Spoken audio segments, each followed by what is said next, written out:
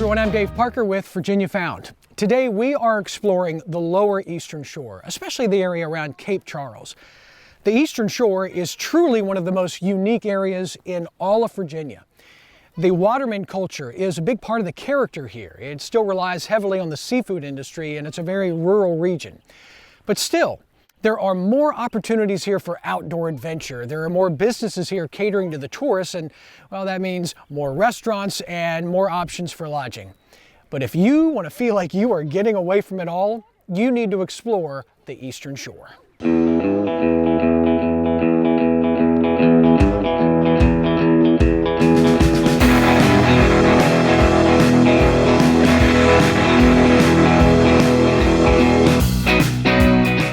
Before you explore the shore, you have to get there. If you're coming from the north, the drive will take you through Maryland, then into Virginia down Highway 13. But it's from the south where the destination is really worth the journey, because that means you get to take the breathtaking Chesapeake Bay Bridge Tunnel. With 3 bridge spans and 2 tunnels, it has been named one of the 7 engineering wonders of the modern world. I bet you want to know exactly how many miles it is from one end to the other. Take a guess. The answer is coming up.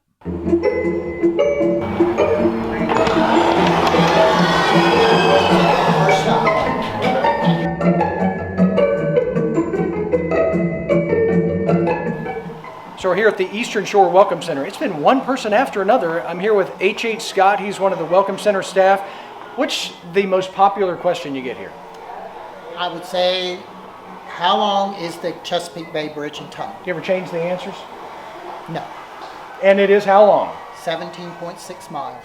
Thank you, sir. You're welcome.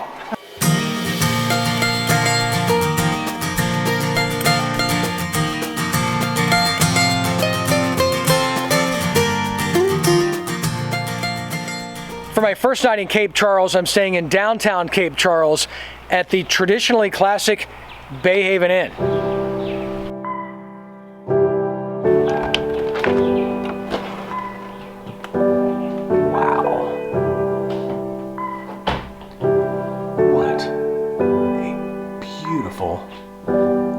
Beautiful home.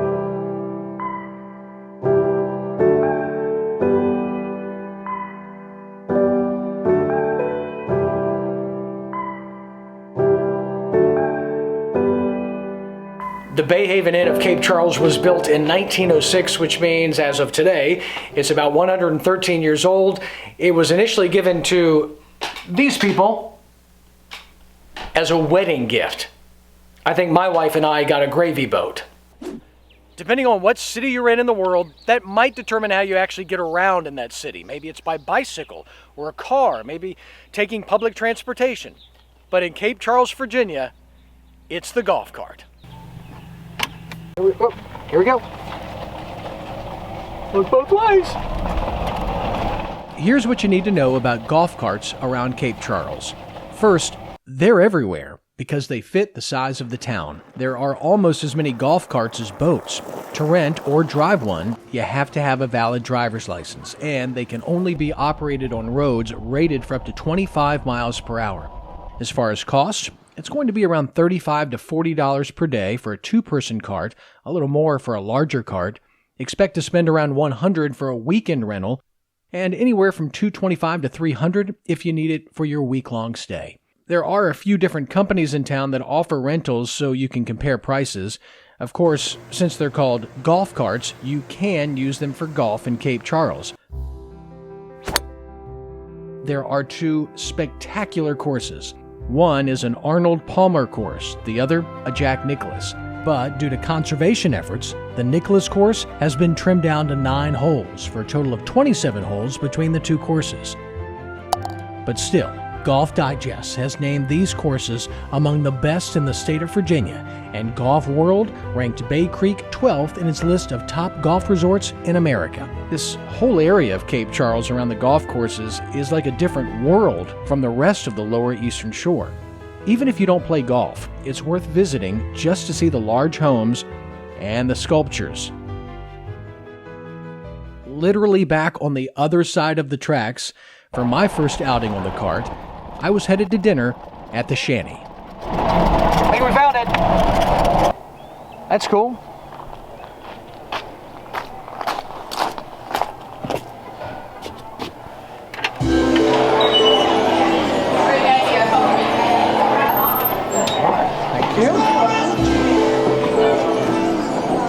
lot of restaurants like to brag about their ambience, but look at this. I mean, you can't beat the view, huh? It's absolutely gorgeous.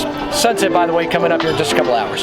This is Don from Charlottesville. Don, why do you love coming to the Eastern Shore? Oh, I tell you, when you come through that tunnel and come across the bridge, you're in another world. You're in a wonderful place to be. It's like island time. Right. There's no other time like it. So what do we got first? All right, we have the conch fritters from a local guy from Chariton, right across the highway on the other side of town. Okay. They are the conch fritters that he pulls from the waters here. Will not give us his recipe on how he makes these. He will sell us the product, but he will not tell us how he does it. And it is one of our best-selling appetizers on the menu. I love it. Man, Yeah. they look great. Delicious. Let's dig in. Oh yeah, get started. Now, usually the trick with frying something, especially when it has a little density to it, is to be able to keep it nice and crispy and light on the outside and still done on the inside. And that is exactly what they did with the conch fritters here at the shanty. Delicious. All right, Chris is back, which is always a good thing. That's right. I'm bringing you your soft shell BLT. Get the right angle there. These things are incredible. They come out of Parksley, which is about 30 minutes north of here. They're pulled out the water in the morning. They're here by the afternoon. Wow. This came out of the water today. Awesome. And what is the sauce on top? That is a sriracha aioli. A little bit of a heat, nothing too over the top, but just a little bit to kind of bring it all together at that point. All right, so some fries, the soft shell crab, a little sriracha. We got the bacon. Lettuce, tomato, and bacon. Good Loving to go. it, Chris. Good to go. Thanks. Well, I can't remember the last time I had a soft shell crab sandwich, but I can tell you it definitely did not have bacon on it, which never hurts. It's like pouring chocolate on something.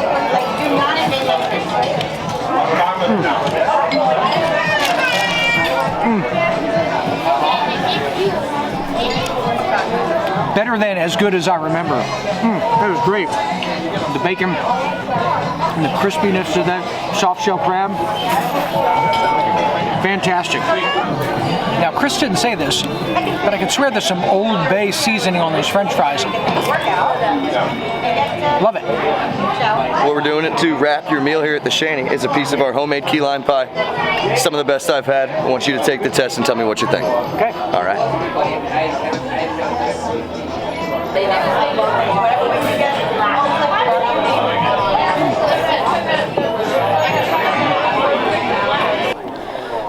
Put anything fried in a basket, you know it's going to be a good night. Here with Chris, who is the general manager here at the shanty in Cape Charles. Great dinner, by the way. Thank you. Thank you very much. So you know when people come here, they're expecting fresh seafood. I mean, your restaurant is on the water. Yeah, that's For right. crying out loud. So how do you make sure that everything is fresh? Well, you know, and that's exactly what people want when they come here. They're, like you said, they're coming to a place on the water. They expect fresh seafood, and it was the owner's concept, you know, sustainable seafood and getting everything we can as locally as possible.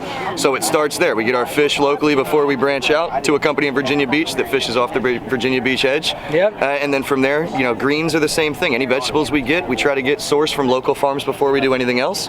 And then we just slowly branch out. And yeah, the shrimp, the farthest thing we get from us in Virginia would be the steamed shrimp, which are jumbo lump, massive shrimp at that point. Right. But they're from the Gulf of Mexico. And that's as far as we go. Otherwise, if we can't get it, we don't get it.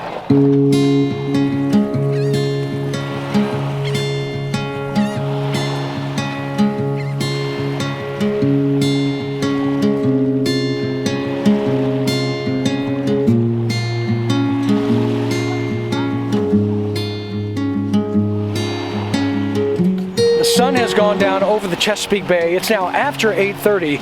It's also after Memorial Day. Kids are out of school. This is the height of the tourist season. And you pretty much have the beach to yourself here in Cape Charles. I mean, if you wanted to come down here and watch the sunset and have some quiet time with you or somebody special, I mean, you just can't beat this.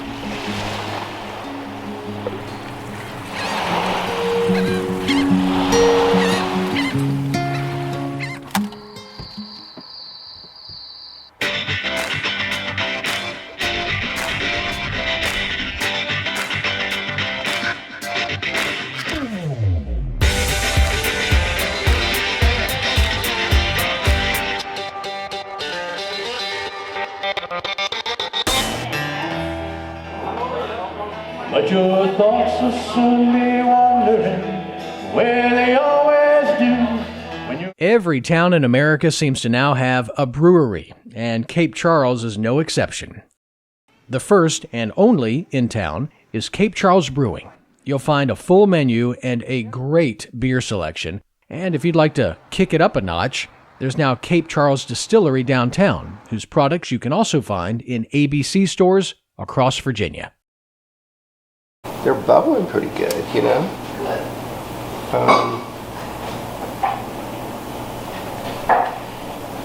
Yeah, we like to go complex with these, like a 3 cheese, which is sort of cool, you know? This is Jim Holloway.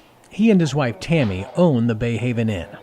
As with most bed and breakfasts, the morning is usually one of the highlights. For breakfast, it was an egg and sausage scramble served in a cast iron skillet, ham on homemade sweet potato biscuits, and fresh fruit, all well prepared, well presented, and enjoyed by all the other guests. They were in the other room, by the way. I promised not to put them on camera, but trust me, they loved it. After breakfast, it was time for a tour around Cape Charles with Tammy, who moved here years ago from the much bigger and busier Northern Virginia. What's your favorite thing about living down here? Oh my goodness, my absolute favorite thing is the way of life. The way of life of Cape folks and Cape Charles are just so easygoing. It's like a kinder, gentler way of living. You know, people take the time to say hi, and we knew. If you've got a meeting at the firehouse, it's something important in the place. It's gonna be. First stop, a little chat with the mayor of Cape Charles. A little morning with the mayor. Does this happen very often? People come over here with cameras, sit on your front porch, waking you up. Hey, get up, grab your cup of coffee. A few times, but no, it's everybody's more than welcome. All right, so what we've learned about Smitty is he doesn't like a lot of people. He doesn't like to be around a lot of people, which is why. Well, you like people, but you don't like to be in a city where there's a lot of people. No, I don't. I love the quietness of my hometown. Let me ask you about the quietness. You've spent almost your entire life somewhere on the Eastern Shore. I know you were born Smith Island in Maryland. You've been here in Cape Charles for a long time. Trying to economically grow an area, whether it's with jobs or infrastructure, tourism, all of the stuff that comes with growing an area economically. How do you walk that line between economic growth and keeping the small town feel that people just love about Cape Charles? Well, I think it's as you said, it's a very fine line. Mm-hmm. I know the elected officials and town staff is definitely well aware. I think one of our biggest fears is that we will cross that line before we've actually realized we've crossed that line. One of the fun things in life is a good coincidence. So this morning, right before we met Smitty, the mayor, Tammy and I were talking about college. I asked her where she went to college, and she said, I went to Radford. I was like, I went to Radford. We were there at the same time. I wondered why he looked so familiar. And then we found out that I actually knew Smitty's wife because the two of them were there in the same sorority. Beth. Again, what are the chances?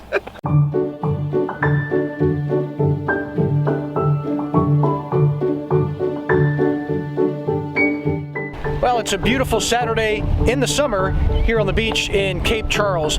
Now, the cars are lined all the way up, and that may seem like a lot of people, but I grew up in Virginia Beach on the other side of the water, and I can tell you that on a Saturday in the summer, you'd be driving all around looking for an open meter or paying $20 to $25 to park a couple of blocks away from the beach.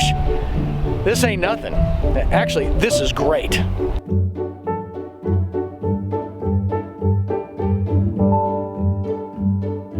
It had been a while since I had been to an ice cream shop before lunch, but I had also never been to Brown Dog Ice Cream.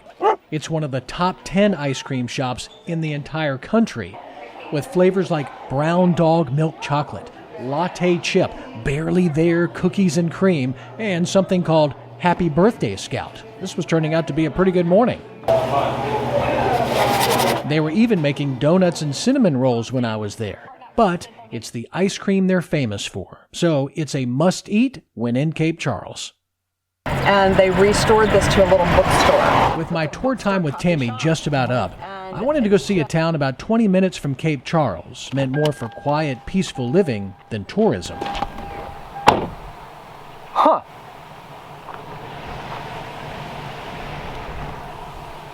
Somebody said, you need to go visit Oyster, Virginia. We know you love oysters. Well, if there was a town called Pizza, I'd go visit that too. There's not much in Oyster. There's this marsh. There's an aqua farm. There's an old church, a stand of houses, and a big pile of conch shells that people come to collect. And that's it for Oyster, Virginia. Even though I had ice cream at 11 o'clock in the morning, it was time to find lunch. That was going to be in Chariton, another one of the many small towns you'll find on the Eastern Shore. So see that guy right there walking away? I talked to him down the road here in the town of Chariton, and I said, hey, I saw this food truck over here, this Mexican food truck. Is it any good? Oh man, it's fantastic. You got to eat there. That's what we're doing. All right, I saw you ordering here. Do you eat here very often? I have just started eating here, but I've eaten here quite a bit.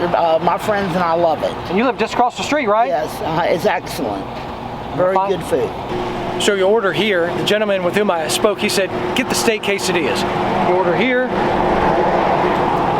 and then you walk in, and you pay inside this little mart.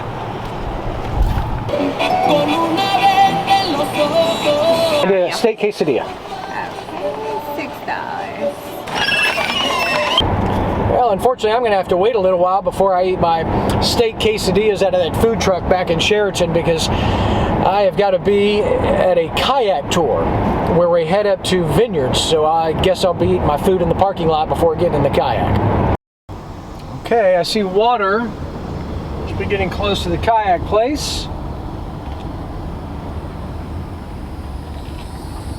And I see kayaks. Whew. All right, the kayak tour starts in just 5 minutes. So I need to try to scarf down what looks to be delicious food from that food truck in Chariton. Like a steak quesadilla that's folded over. It's got cheese and lettuce and tomato. Everything looks fresh. Comes with a verde sauce. And just like the guy said, it's absolutely delicious. Make sure to check out that food truck in Chariton. Time to eat. All right, this is Rachel with Southeast Expeditions. How far are we going to be kayaking? It's probably about a 45-minute trek. Okay, and we're going to be going where? We're going to Chatham Vineyards. It's a local winery on I heard the word vineyards. Yes. I heard the word vineyards. And this body of water is what? This is Akahana Creek, so. All right, thanks, Ray. Looking forward to it. Don't drink too much wine. What? What? Hearing started. What?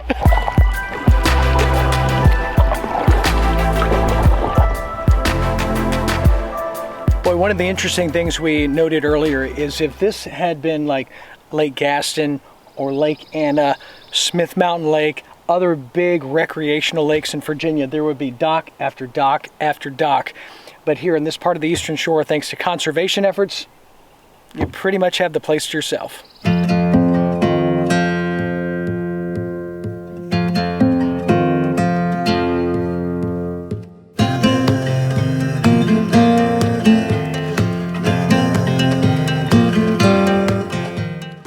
Here with John Wenner, who is the only vintner I know on the Eastern Shore. I know there are many more, but John is with Chatham Vineyards, and they do Church Creek wines. Now, John, you and I have talked about this a few minutes ago. You know that most people don't think of the Eastern Shore as the hotbed of great wine, but what is it that you do to convince people otherwise? Right, well, it's farming first. So we focus on farming the grapes because that is the raw material that goes into making a great wine. And I focus on making wine that's very expressive of Virginia's Eastern Shore.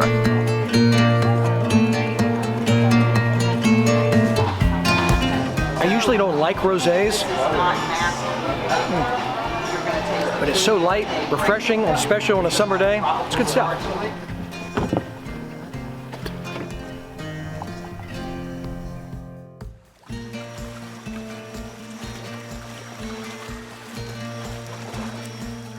Here with Dave with Southeast Expeditions.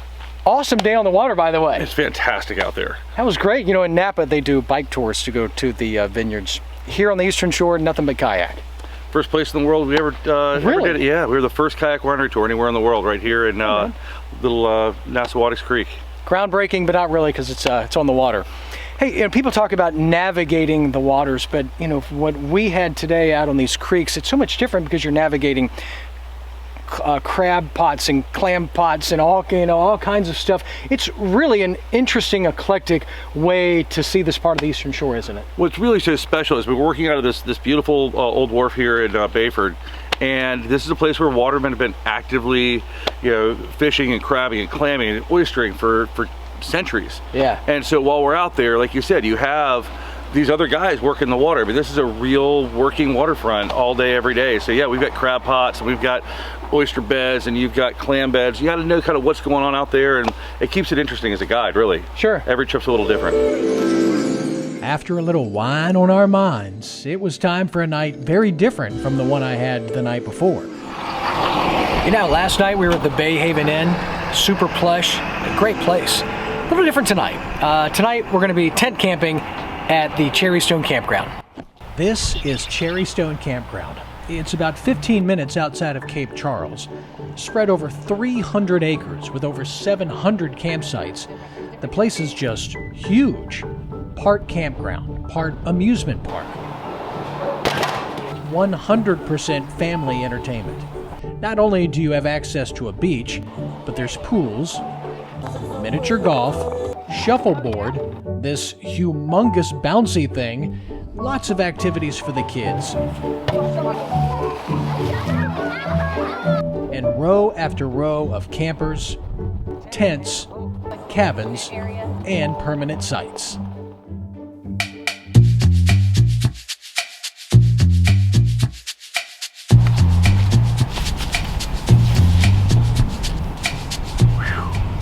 Okay, tent is set up. Time to go to the bathhouse, get cleaned up, go get a little dinner. You better pray to the Lord when you see those flying saucers. It may be the coming of the judgment day. Before I made it to dinner, I actually found, of all things, a ukulele festival happening. 1, I didn't know they had ukulele festivals. 2, it was one of the last things I expected to find in Cape Charles. And 3, it's a reminder that town officials work very hard to provide a great experience for both tourists and residents. Or maybe they were sent down here from Mars. If you just stop and think, you'd realize just what it means. Back in downtown Cape Charles on a beautiful evening, a few of the locals recommended that I try one of the new restaurants, Ambrosia. This restaurant, among others, is another sign that Cape Charles is now catering to a bigger, more expecting crowd. With owner chefs from Europe, Ambrosia might first remind you of the hip, upscale, trendy spots you'd find in a much bigger city, rather than the quaint Italian eatery on the Eastern Shore that it really is. With a finessed dish of octopus carpaccio and a glass of something white and light, it was a great way to end my second day in Cape Charles. Time for that cup of coffee. Yesterday I was told to go to Tim's place for breakfast, and that's where we're going.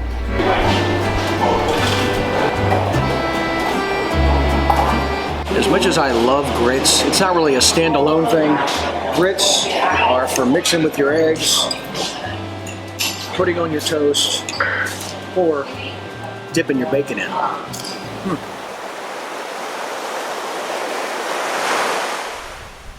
Last recreational stop for the weekend, Kiptopeke State Park. It's about 15 minutes south of Cape Charles, which is about 30 minutes once you get off the Bay Bridge Tunnel. Kiptopeke State Park is the opposite of what I showed you at Cherrystone Campground. There are no humongous bouncy things or pools or miniature golf, but there are over 5 miles of hiking and biking trails. Sweeping views of the Chesapeake Bay, a large, sparsely populated beach, RV and tent camping, yurts for those of you not wanting to rough it too much. In fact, they even have these 6-bedroom family lodges. There's plenty of bird watching, a boat launch, and educational programs like how to tie knots. Spread over 500 acres, Kiptopeke exists to protect and give you the chance to explore the natural beauty that makes the Eastern Shore such a special place. Well, my thanks to Ranger Edney for the great tour today around Kip-to-Peak State Park. Thank you so much. You're welcome. Hey, if people want to get more information on Kip-to-Peak State Park, how do they do that? You can find us online, just look up Kip-to-Peak State Park, or you can contact the park directly. Final meal stop for our weekend here on the Lower Eastern Shore. We are in Eastville, which is several miles north of Cape Charles. It is a local favorite, a local legend. It is Yuck Yuck and Joe's. This is my kind of place. Fish on the walls, an ample bar, and plenty of cold beer and seafood. Yuck Yuck and Joe's has been named one of the 25 hidden gems in coastal Virginia. I had their seafood combo, which gives you a basic side salad, steamed local clams, and shrimp. While most of the restaurants and lodging and things to do on the Lower Eastern Shore are near Cape Charles, there are plenty of small towns all up and down Highway 13 for you to explore. Now keep in mind, this is an area that is surrounded by water, so if you have the chance, take an excursion, go to the beach, go fishing, and try to enjoy the natural beauty that this area has to offer. Have a great trip. I'm Dave Parker for Virginia Found.